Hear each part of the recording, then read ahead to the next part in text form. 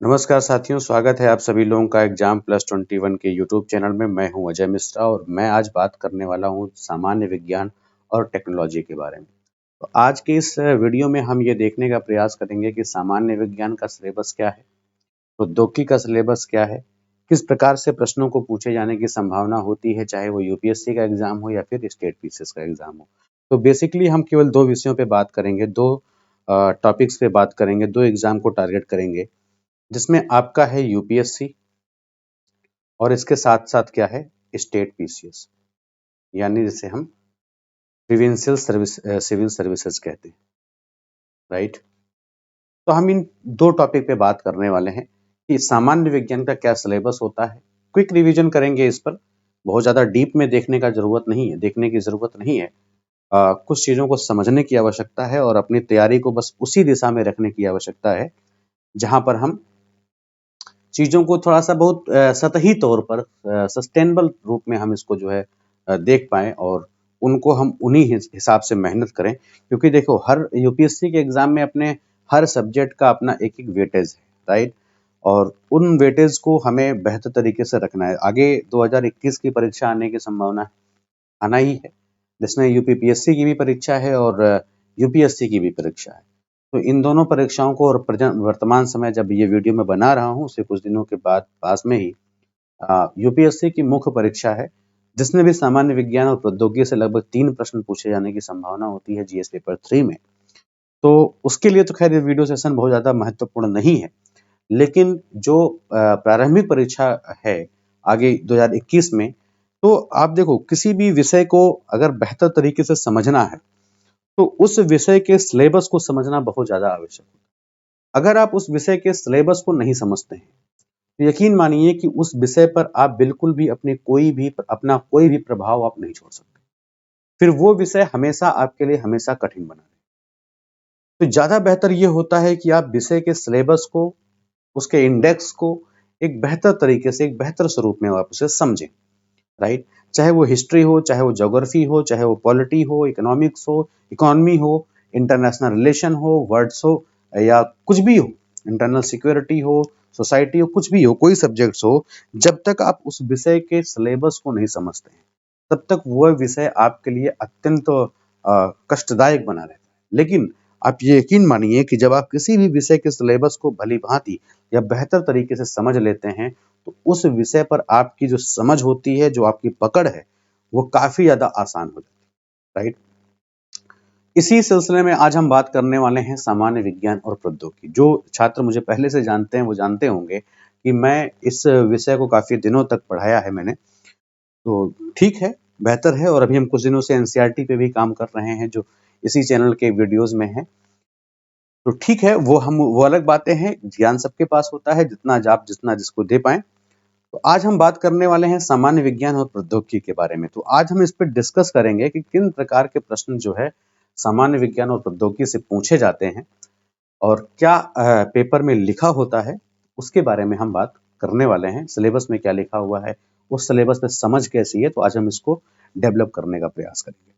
उसके पहले हम आपको ये बता दें कि जैसे हमने 2 परीक्षाओं की बात यहाँ पर करी है। एक तो हमने यूपीएससी की बात करी है और दूसरा हमने स्टेट पीसीएस की बात करी है। स्टेट पीसीएस में मुख्यतः जो मैं एग्जाम्पल लूँगा, वो ज़्यादातर उत्तर प्रदेश पीसीएस परीक्षा को लेकर के लूँगा।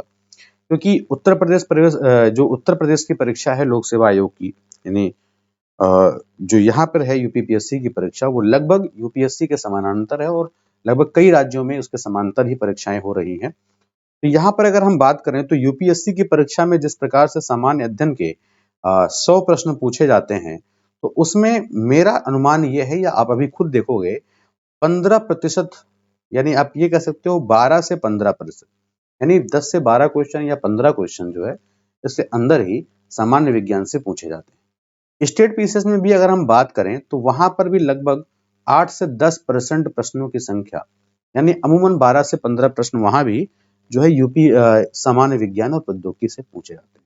तो आज के इस सेशन में हम इसी मुद्दे पर बात करने वाले हैं कि किस तरह से सामान्य विज्ञान के प्रश्न पूछे जाते हैं, क्या सिलेबस में लिखा होता है, उन पे हम चर्चा करें। तो यहाँ पर हम बात करने वाले हैं किस चीज की, प्रारंभिक परीक्षा के बारे में। केवल और केवल प्रारंभिक परीक्षा के बारे में अभी हम बात करेंगे। है ना। केवल और केवल प्रीलिम्स परीक्षा के बारे में हम बात करेंगे, राइट। दोनों विषयों में बात करेंगे। अगर आप देखोगे तो जब प्रारंभिक परीक्षा का आप सिलेबस उठाओगे तो वहां पर एक वर्ड लिखा होता है, ऐसे एक पॉइंट बना रहेगा जहां पे लिखा क्या होता है, सामान्य विज्ञान। अब सामान्य विज्ञान में आपके दो प्रश्न हैं। अगर आप अपने ही जो जो शब्द दिए हुए हैं ना, इन शब्दों के बारे में अगर आप जान जाते हो ये शब्द कहना क्या चाहते हैं, तो शायद आपको इस शब्द के पीछे की जो कहानी है वो सब कुछ समझ में आ जाए। तो सबसे पहले जो हम बात करें वो सामान्य की करें। सामान्य का मतलब क्या होता है? सामान्य का मतलब ये है, इंग्लिश में अगर ऐसे बोलो सामान्य का मतलब क्या, कहते हो इन जनरल। इन जनरल कहने का जो सेंस होता है उसको समझने का प्रयास। जैसे अगर कोई काम है, वो काम अगर मेरे लिए आसान है, मेरे लिए करने में बहुत कठिन नहीं है, तो वो हमारे लिए क्या है, सामान्य काम है। तो हम वहां पर ये कह सकते हैं कि ये काम तो हमारे लिए सामान्य है। अगर हम सामान्य को विस्तृत या अपने दिमाग में रख के सोचें तो सामान्य का मतलब ये होता है कि जिस काम को करने में हमें किसी प्रकार की परेशानी या दुविधा ना हो, यानी जनरल वे में हम उस काम को करते हैं। तो यहां पर उस विज्ञान की बात कर रहा है जो हम लगभग सामान्य रूप से प्रयोग करते हैं, जिनको हम सामान्य रूप से जानते हैं। अब वो विज्ञान चाहे कृषि पे आधारित हो, वो विज्ञान चाहे रोग पर आधारित हो। जैसे अमूमन अगर हमसे कोई पूछे कि दर्द निवारक दवाएं क्या है, तो एक बहुत ही कमजोर व्यक्ति भी ये बता सकता है कि पैरासीटामोल है। तो पैरासीटामोल जो है एक मेडिकल टर्म है, एक मेडिसिन का नाम है, लेकिन उसे जनरल वे में व्यक्ति उसे प्रयोग कर रहा है, तो उसके लिए वो क्या है, सामान्य रूप। क्लियर है। तो इस तरह से कई सारी चीजें, राइट। चाहे हम किसी मेडिसिन का नाम ले रहे हो, चाहे हम किसी बीमारी का नाम ले रहे हो, अमूमन किसी भी चीज की अगर हम बात करें। क्लियर। दूसरा शब्द है विज्ञान। तो ऐसे तो अगर हम विज्ञान को परिभाषित करें तो परिभाषा जो विज्ञान की दी जाती है वह कहा जाता है कि मानव के, विज्ञान मानव ही लेगा, यानी किसी भी ज्ञान के क्रमबद्ध, सुसंगठित एवं व्यवहारिक एवं प्रयोगात्मक ज्ञान, राइट, को विज्ञान कहते हैं। मतलब क्या है कि जिस चीज का अध्ययन हम क्रमबद्ध तरीके से करते हैं, सुसंगठित तरीके से करते हैं और साथ में उसका प्रयोग भी करते हैं, तो ऐसी चीज को हम क्या बोलते हैं, विज्ञान बोलते हैं, साइंस बोलते हैं। लाइक जैसे सपोज अगर हम किसी मार्कर की बात करें, राइट, तो अब मार्कर में हम इंक भी जानते हैं, हम प्लास्टिक के बारे में भी जानते हैं, हम कॉटन के भी बारे में, लेकिन अगर हम उसका क्रमबद्ध तरीके से उसको हम प्रयोग नहीं करेंगे तो हमारा शायद वो विज्ञान, अगर उसका लिख कुछ भी, अगर आप प्लास्टिक को ऊपर कर दो, नीचे कर दो, इंक को बाहर से लगा दो, तो क्या काम करेगा, नहीं करेगा। तो जब तक प्रायोगिक रूप से हम उसे सिद्ध ना कर लें तो वो फिर हमारे विज्ञान के अंतर्गत नहीं आए। इसके अलावा अगर हम दूसरे और आसान भाषा में विज्ञान को समझने का प्रयास करें तो किसी भी चीज के विस्तृत ज्ञान को हम क्या कह सकते हैं, विज्ञान कह सकते हैं। किसी भी चीज का विस्तृत ज्ञान, चाहे आप किसी पेन निब से लेकर के किसी तलवार के बारे में आप जानते हो, अगर उसके बारे में विस्तृत तरीके से जानते हो तो वो क्या है, विज्ञान है। क्लियर। तो इस विज्ञान को हम अभी आज वो बात नहीं करेंगे इस वीडियो में कि हम सैनिटेरिया शब्द है, साइंस है, जिसका मतलब होता है नॉलेज। तो नॉलेज तो हम यहाँ भी बता रहे हैं कि किसी चीज के अगर विस्तृत बारे में अगर हम बात करते हो तो वो क्या है, विज्ञान के अंतर्गत होता है।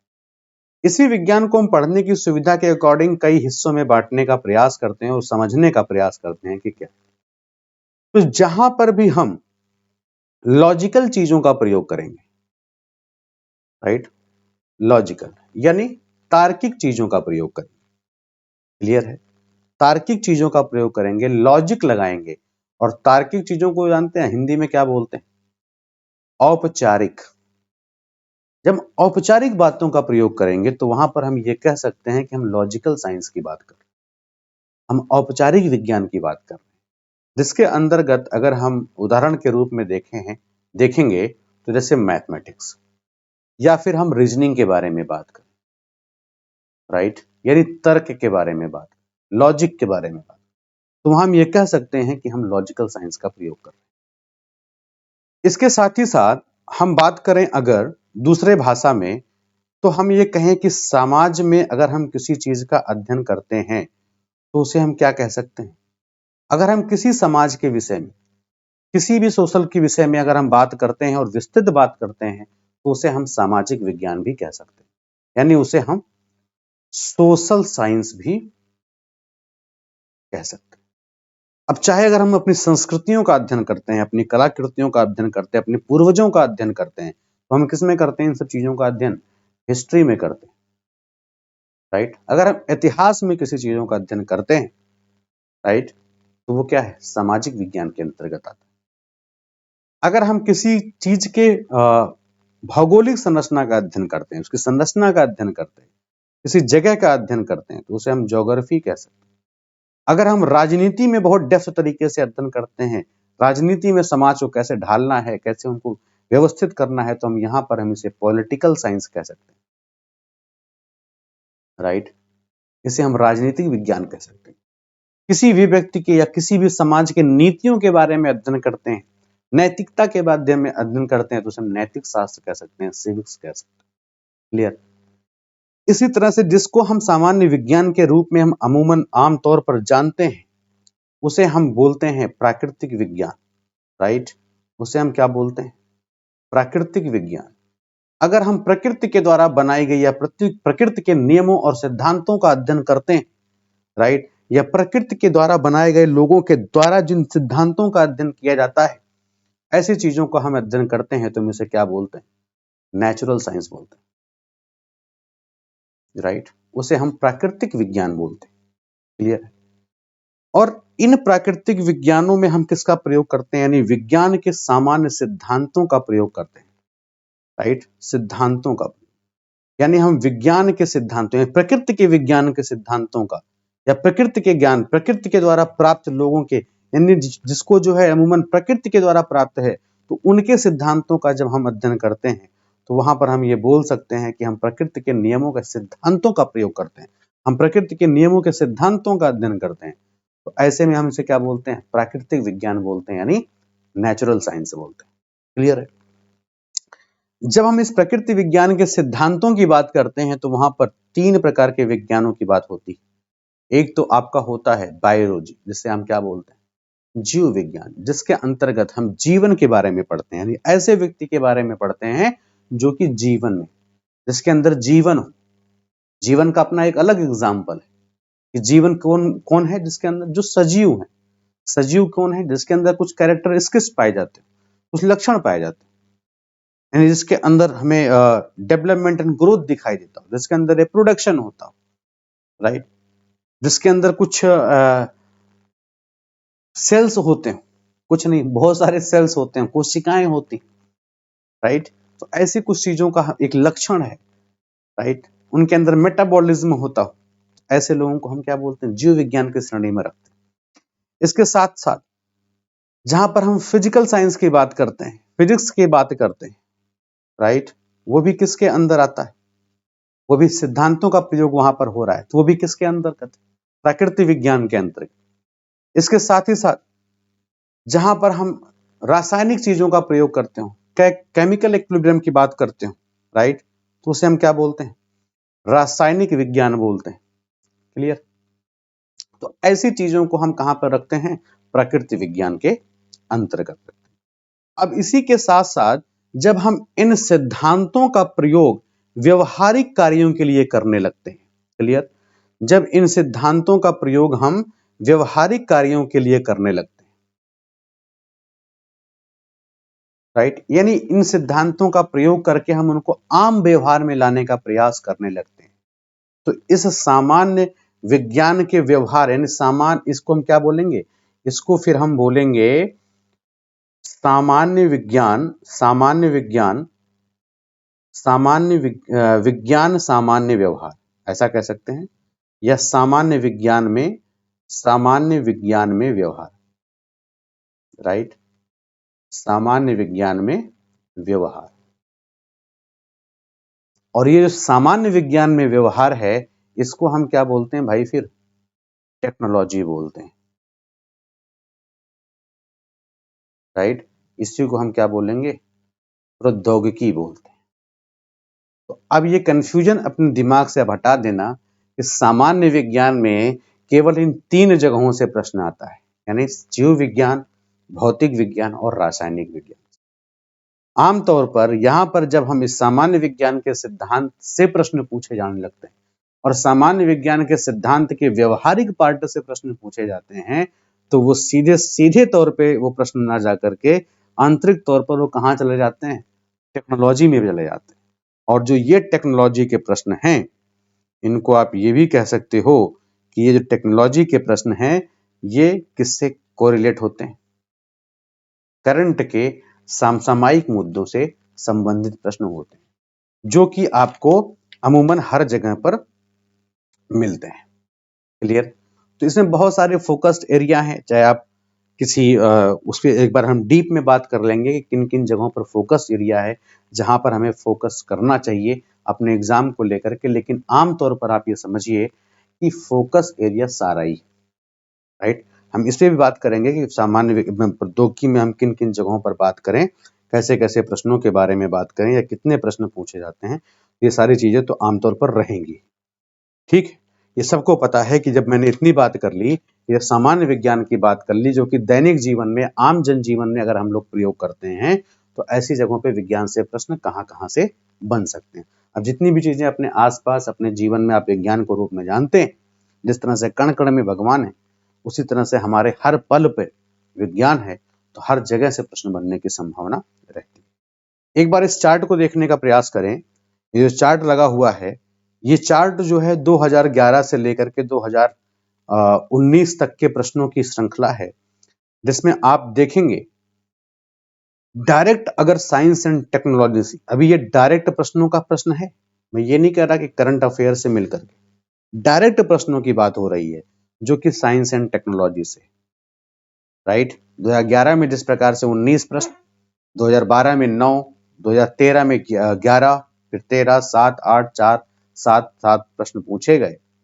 तो ऐसा नहीं है कि करंट अफेयर में इसका इन्वॉल्वमेंट नहीं है। आप करंट अफेयर में अगर बात करें तो लगभग 5 से 10% प्रश्न साइंस एंड टेक्नोलॉजी से हुआ करते हैं।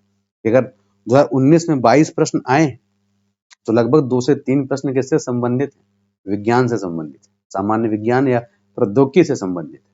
क्लियर? तो अगर हम एक एग्जैक्ट खाली साइंस एंड टेक्नोलॉजी की बात करें तो ये यहाँ पे प्रश्नों की संख्या जो मैंने आपको बताया 10 से 15 प्रश्न, तो आप सोचो कि 100 में से 7 प्रश्न यहाँ से आए, अगर 3 वहां से भी आ गए हों 13% हो गया, राइट, क्योंकि हमने ये यूपीएससी की बात की।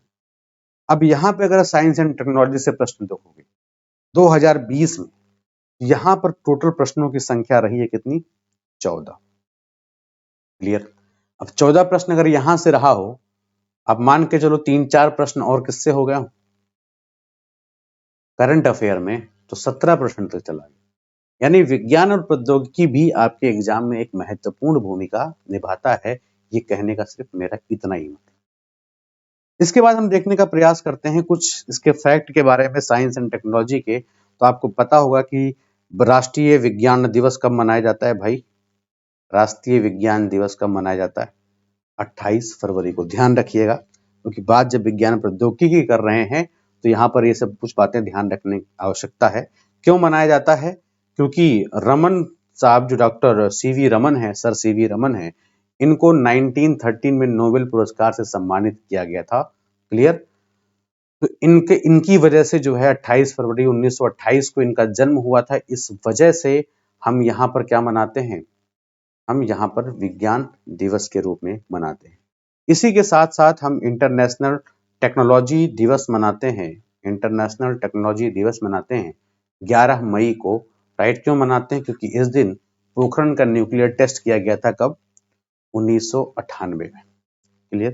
तो ये दो महत्वपूर्ण स्थान है। आपको मैं यहाँ पर एक प्रश्न देता हूँ और उस प्रश्न को आप ढूंढिएगा और ढूंढ करके नीचे कमेंट जरूर करिएगा, जो लोग सीरियसली देख रहे हैं। विज्ञान और प्रौद्योगिकी से संबंधित हैं डॉक्टर एपीजे अब्दुल कलाम। सभी लोग जानते हैं इनके बारे में, राइट।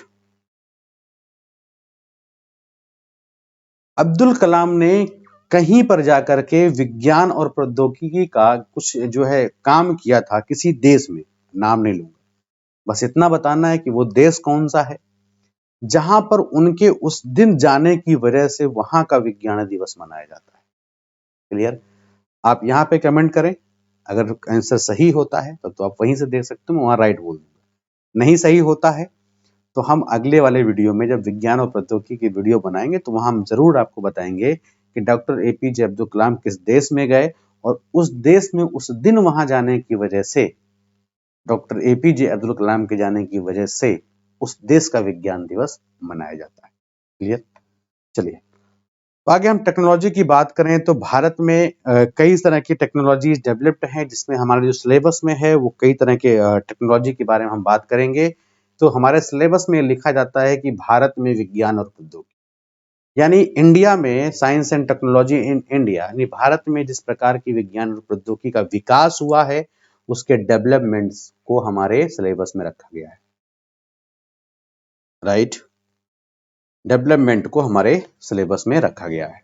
इसके अलावा बायोटेक्नोलॉजी है, स्पेस टेक्नोलॉजी है, अंतरिक्ष प्रौद्योगिकी है, डिफेंस टेक्नोलॉजी है जिसको हम रक्षा प्रौद्योगिकी कहते हैं, नैनो टेक्नोलॉजी है जिसको हम नैनो तकनीक भी कहते हैं, इंफॉर्मेशन एंड कम्युनिकेशन टेक्नोलॉजी है जिसको हम सूचना एवं संचार प्रौद्योगिकी कहते हैं, रोबोटिक्स है, लेजर टेक्नोलॉजी है, अतिचालकता है। राइट? इसके साथ साथ हेल्थ है, और हेल्थ के बाद हम एक चीज और कह सकते हैं, लेजर वगैरह हेल्थ वगैरह है, इसके साथ साथ हम ये कहते हैं आईपीआर, एक और चीज है जिसको कहते हैं क्या, आईपीआर।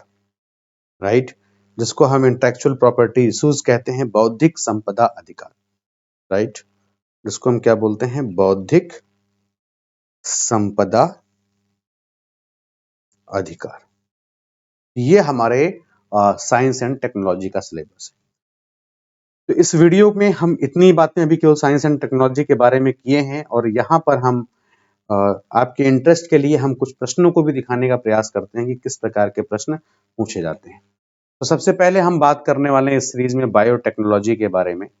बायोटेक्नोलॉजी का मतलब क्या है, जीव और प्रौद्योगिकी, जहां पर जीवन से जुड़े हुए प्रौद्योगिकी, बस इतना समझ लो, जीवन से जुड़े हुए प्रौद्योगिकी के बारे में जहां हम अध्ययन करते हैं उसे हम क्या बोलते हैं, बायोटेक्नोलॉजी। चाहे आप कृषि के बारे में बात करो, चाहे आप किसी कृषि के संबंधित किसी बीजों के बारे में, किसी पेस्टिसाइड के बारे में बात करो, किसी मानव रोग के बारे में बात करो, किसी मानव जीनोम के बारे में बात करो, ये सब किसके अंतर्गत आता है, बायोटेक्नोलॉजी के अंतर्गत। ये जीवन से जुड़े हुए सारे प्रौद्योगिकी किसमें आते हैं, बायोटेक्नोलॉजी में आते हैं। तो यहां पर हम प्रश्न कई तरह के बनते हैं, लेकिन हम कुछ एमसीक्यूज को आपके सामने रखेंगे, उनमें से आपको चूज करना है, फिर बाद में हम इस पर और डीप चर्चा करेंगे। अभी तो केवल एक ये इंट्रोडक्टिव वीडियोस है, इस पे हम अभी लेके चल रहे हैं, तो आगे हम इस पे और भी चर्चा करेंगे, बहुत विस्तृत चर्चा करेंगे साइंस एंड टेक्नोलॉजी को लेकर। यहाँ पे प्रश्न पूछा गया है कि निम्नलिखित कथनों पर विचार करें और दिए गए कूट या कूटों की सहायता से सत्य कथन का चुनाव करें। यूपीएससी का प्रश्न है, बहुत ध्यान से देखिएगा। पूछा है कि भारतीय पेटेंट अधिनियम के अनुसार, अब अधिनियम की बात आई तो भारत में प्रौद्योगिकी के विकास को लेकर के भी चर्चा होगी। किसी बीज को, बीज का मतलब क्या हो गया, आगे दिया है कि बनाने की जैव प्रक्रिया को भारत में पेटेंट कराया जा सकता है। क्लियर? दूसरा यहां पे पॉइंट ये दे रखा है कि भारत में कोई बौद्धिक संपदा अपील बोर्ड नहीं है। तीसरा है कि पादप यानी प्लांट किस्में भारत में पेटेंट कराए जाने की पात्र नहीं है। इनमें से कौन सा कथन सही है? हम बकायदा इसका आंसर लिख रखे हैं, वीडियो को पॉज कर करके बेहतर तरीके से देखिए, कोई दिक्कत नहीं होने वाली। तो इसका ऑप्शन है सी। सी का मतलब क्या है, केवल तीसरा ऑप्शन आपका क्या है, सत्य है, कि प्लांट यानी पादप किसमें भारत में पेटेंट कराए जाने की पात्र बिल्कुल भी नहीं है। ये कथन सही है, बाकी दोनों कथन आपके क्या है, गलत हैं। किसी भी बीज को बनाने की जो जैव प्रक्रिया है उसको भारत में पेटेंट एक्ट 1917 के अनुसार पेटेंट नहीं कराया जा सकता, यानी इसे कराने के लिए हमारे पास एक्ट है, ना कराने के लिए। तो भारत में 1958 में बौद्धिक संपदा अपीलीय बोर्ड गठित हुआ, जिसका नाम क्या है, IPAB किया गया था, जो कि ये क्या है, अर्ध न्यायिक यानी कौन सी जुडिशियल बॉडी है, अर्ध न्यायिक निकाय है। तो पेटेंट एक्ट 1917 के अनुसार, यानी एक ही कथन में दोनों कथन छुपे हुए थे, के अनुसार जो प्लांट की किस्में हैं भारत में पेटेंट कराए जाने की पात्र नहीं है। दूसरे प्रश्न ये है कि प्रायः समाचार पत्रों में जो प्रेजेंट टाइम में जो 2020 में काफी दिनों तक बना रहा, पत्रों में रहने वाला Cas9 प्रोटीन क्या होता है, राइट। तो यह एक लक्ष्य साधित जीन संपादन टारगेट जीन एडिटिंग में प्रयुक्त आणविक कैंची है। मॉलिक्यूलर जो है serious used in targeted gene editing, या एक जीन जो पादपों को पीड़ित प्रतिरोधी बनाता है, मतलब है gene that makes plants resistant to disease, या आनुवांशिकता रूपांतरित फसलों में संश्लेषित होने वाला शाकनाशी पदार्थ है, या फिर रोगियों में रोग जनकों को ठीक ठाक पहचान के लिए प्रयुक्त जैव संवेदक है। तो आपका ऑप्शन क्या सही है? ए, राइट। मतलब क्या है कि जो लक्ष्य संबंधित जीन संपादन टारगेट यानी जीन एडिटिंग में प्रयुक्त किए जाने वाला क्या मॉलिक्यूलर सिजेरियन है, राइट। यानी जो क्रिस्पर Cas9 है वह एक ऐसी तकनीक है जो कि वैज्ञानिकों को अनिवार्य रूप से डीएनए काटने और जोड़ने की अनुमति देना। Cas9 बहुत बड़ी टेक्नोलॉजी, जिससे रोग के लिए अनुवांशिक सुधार की उम्मीद बढ़ जाती है। मतलब ऐसे चीजों के लिए जिनके अंदर जेनेटिक कोई डिसऑर्डर है उसको समाप्त करने के लिए Cas9 एक बहुत ही सुव्यवस्थित और बेहतरीन टेक्नोलॉजी है, राइट। क्रिस्पर डीएनए के वो हिस्से होते हैं, जबकि Cas9 एक एंजाइम होता है। Cas9 क्या एक एंजाइम है, हालांकि इसके साथ सुरक्षा और नैतिकता से संबंधित चिंताएं भी जुड़ी हुई। क्लियर बात। इसके बाद क्वेश्चन नंबर 3 की बात करें तो भारत में कृषि के संदर्भ में प्रायः समाचार पत्रों में आने वाला वर्ड जीनोम अनुक्रमण, राइट, जीनोम अनुक्रमण की तकनीक का आसन्न भविष्य में किस प्रकार उपयोग किया जा सकता है। वर्ड थोड़ा कठिन है, हिंदी मीडियम के लिए आसान है, चिंता न करें। पहला इसमें कथन दे रखा है कि विभिन्न फसलों में रोग प्रतिरोधक और सूखा सहिष्णुता के लिए आनुवांशिक सूचकों का अभिज्ञान करने के लिए। दूसरा है कि यह तकनीक फसली पौधों की नई किस्मों को डेवलप करने में लगने वाले आवश्यक समय को घटाने में हेल्प करती है। तीसरा सेंटेंस लिख रखा है कि इसका उपयोग फसलों में पोषी परमाणु संबंधों को समझाने के लिए किया जा सकता है। तो इनमें से कौन सा कथन सही है? 1 और 2 और केवल 2, केवल 3, केवल 1, 2 और 3, राइट। तो इनमें से आपका जो कथन सही है वो डी यानी तीनों कथन आपके क्या है? सत्य है। यानी जो जीनोम अनुक्रमण है, राइट, जो जीनोम सीक्वेंसिंग है, इसके तहत डीएनए अणु के भीतर न्यूक्लियोटाइड्स के सटीक क्रम का पता लगाया जा सकता है, जिसमें डीएनए में मौजूद जो चारों तत्व हैं, चाहे वो एडेनिन हो, गुआनिन हो, साइटोसिन हो या थाइमिन हो, उसके क्रम का पता लगाया जा सकता है। और जो डीएनए अनुक्रमण विधि से लोगों की बीमारियों का पता लगाकर उनका समय पर इलाज करना और साथ ही आने वाले पीढ़ी को जो है डिजीज मुक्त बनाना या रोग मुक्त बनाना भी इसका करना संभव है, राइट। चौथे प्रश्न की बात करें जिसमें कहा गया है कि कायिक कोशिका न्यूक्लियर अंतरण प्रौद्योगिकी यानी somatic cell nuclear transfer technology का अनुप्रयोग क्या है? जैव डिम्बिनाशी का उत्पादन है, क्या जैव निम्नीकरण या प्लास्टिक का निर्माण करता है, या जंतुओं को जननीय क्लोनिंग में या फिर रोगमुक्त जीवों का उत्पादन करने में अनुप्रयोग है, राइट। तो क्या है ये? तो उसकी बात करें तो इसका ऑप्शन सी आपका सही है कि जंतुओं का जननीय क्लोनिंग है। यानी जो कायिक कोशिका है, राइट, वो न्यूक्लियर अंतरण प्रौद्योगिकी somatic cell nuclear transfer technology का प्रयोग कहाँ है? जंतुओं के जननीय क्लोनिंग में है। तो अनुवांशिक और विकासात्मक जीव विज्ञान में दैहिक सेल परमाणु हस्तांतरण, जिसके हम क्या बोलते हैं SCNT, एक शरीर कोशिका और एक अंड कोशिका से एक व्यवहारपूर्ण भ्रूण बनाने की एक प्रयोगशाला की रणनीति है। आप यहाँ पे देख सकते हो कि एक सोमेटिक बॉडी है जिसमें एग है, तो यहाँ से न्यूक्लियस को ले लिया गया, यहाँ पे न्यूक्लियस रिमूव करके उसके बाकी प्रोटोप्लाज्म को लेकर के इसमें इंजर्ट कर दिया गया, राइट। तो आप यहाँ पे देख सकते हो कि किस तरह से ये जो है एक क्लोन तैयार हो सकता है न्यूक्लियस लेकर के और साइटोप्लाज्म एग सेल से लेकर के। क्लियर।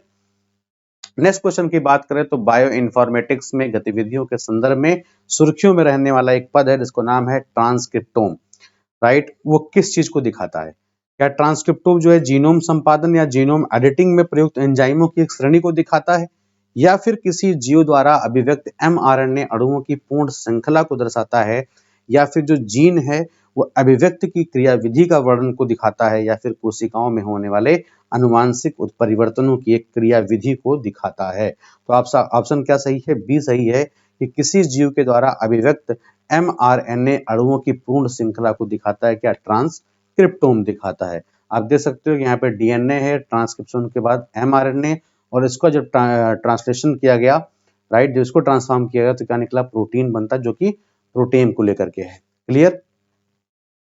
चलो अगले प्रश्न पर बढ़ते हैं कि निम्नलिखित कथनों पर विचार करना है कि मक्का का मंड उत्पादन के लिए प्रयोग किया जाता है। उत्पादन के लिए मतलब कि क्या मक्का का मंड जो उत्पादन के लिए प्रयोग करते हैं, या फिर मक्का से निष्कासित तेल या जैव डीजल के लिए फीड फीड स्टॉक हो सकता है, या फिर मक्का का प्रयोग अल्कोहलीय पेय उत्पादन के लिए किया जाता है। कौन सा सही है? तो इसमें आपका जो है तीनों कथन जो है क्या है? सही है कि मक्का का प्रयोग इन तीनों जगहों पे किया जाता है, चाहे वो तेल या बायोडीजल के लिए प्रयोग करते हो, या फिर हम मंड के उत्पादन के लिए, या फिर अल्कोहलीय पेय बनाने के लिए। नेक्स्ट क्वेश्चन को देखते हैं कि भारत में ग्वार यानी क्लस्टर बीन का प्रारंभिक रूप से सब्जी और पशु आहार के रूप में प्रयोग किया जाता है, लेकिन हाल ही में इसकी खेती ने महत्वपूर्ण स्थान प्राप्त किया है। तो इस संदर्भ में से कौन सा कथन सही है? राइट, पहला क्या है कि बीजों से निकाला गया तेल और जैव निम्नीकरण सुघट्यों के निर्माण में प्रयोग किया जाता है।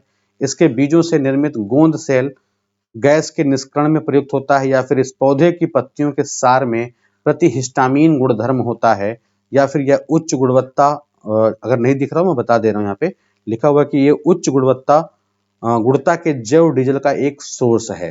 राइट, यानी कौन सा? ग्वार यानी कौन, क्या चीज? Cluster bean. इसका पारंपरिक रूप से सब्जी और पशु के रूप में प्रयोग करता है, लेकिन हाल ही में इसी खेती ने एक महत्वपूर्ण स्थान प्राप्त किया है। क्यों? इन चारों में से आपको चूज करना है। तो ऑप्शन आपका बी सही है कि इसमें से बीजों के निर्मित गोंद सेल गैस निष्करण में प्रयोग किया जाता है। तो जो ग्वार है, जो कि लेगुमिनेसिस कुल की खरीफ ऋतु में उगाई जाने वाली एक वर्षीय फसल है, ग्वार यानी क्लस्टर बीन, इसका वैज्ञानिक नाम क्या है? साइमोप्सिस टेट्रागोनोलोबा। क्लियर? इसका जो पौधा होता है वो बहुशाखीय है और सीधा बिल्कुल बढ़ने वाला है। पौधे की लंबाई जो है 30 से 90 सेंटीमीटर तक होती है, और इसकी जड़ें जो है मृदा में काफी गहराई तक जाती हैं। क्लियर? तो ये कुछ प्रश्न थे जो कि बायोटेक्नोलॉजी से संबंधित थे।